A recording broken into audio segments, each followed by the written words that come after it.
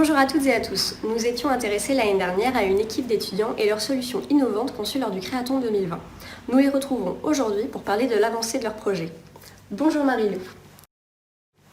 Pour rappel, le sujet était la méconnaissance des jeunes du système politique français et le fait que les lycéens et lycéennes ne s'impliquent que peu dans la vie de leur établissement. On constate en effet que ce sont toujours les mêmes élèves qui prennent part à la vie du lycée. Certains et certaines se sentent écartés ou ne savent pas comment s'investir. Or, il est important que chacun et chacune se sente à sa place dans un lieu où il et elle passent plus de 8 heures par jour et ce, 5 jours sur 7. Avec son application, la team souhaite encourager les élèves à être force de proposition et fédérer les élèves, l'équipe pédagogique et la direction autour de projets communs. Est-ce bien cela, Marie-Lou ?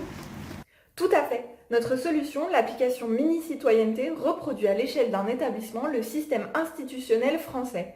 Les élèves peuvent donc s'impliquer dans la vie de leur lycée en proposant des motions qui seront votées à l'assemblée lycéenne. Ces motions peuvent être de tout type, depuis verdir la cour à un atelier d'une association contre le harcèlement. Si une motion remporte l'adhésion de l'assemblée lycéenne, la navette parlementaire commence. La motion passe entre les mains du Sénat, représenté par le corps enseignant et l'équipe d'encadrement, puis au conseil réglementaire, l'équipe de direction et les CPE. Que se passe-t-il si le Sénat ou le conseil réglementaire refuse la motion proposée par les élèves ? Dans ce cas, ils doivent justifier leur refus pour aider les élèves à améliorer leurs propositions.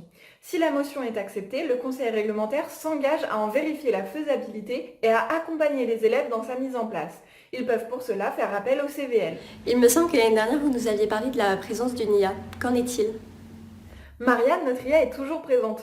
En compilant plusieurs types d'informations comme le profil des utilisateurs et utilisatrices, les données de l'établissement ou encore l'historique des motions votées à l'échelle nationale, Marianne est capable de prédire si une motion va être acceptée ou non.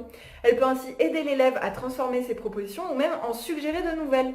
Elle se base sur les données nationales de l'application mais adapte ses propositions à chacun. Elle peut aussi proposer au chef d'établissement des conseils personnalisés pour son projet d'établissement en se basant sur les discussions du forum, les motions ou encore les initiatives pertinentes venant d'autres lycées.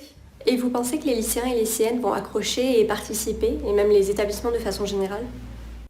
Oui, les manifestations liées à la tenue républicaine en sont un exemple parlant. On voit que les lycéens et lycéennes se sentent concernés par ces enjeux.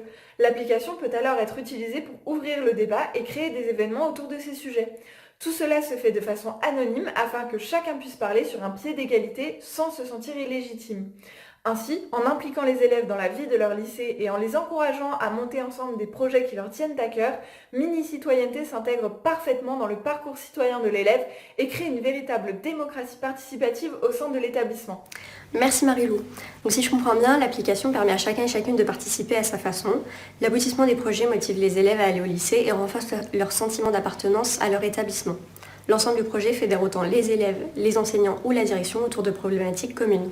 Enfin, les élèves seront plus actifs dans leur vie citoyenne, que ce soit au moment présent ou dans leur vie future.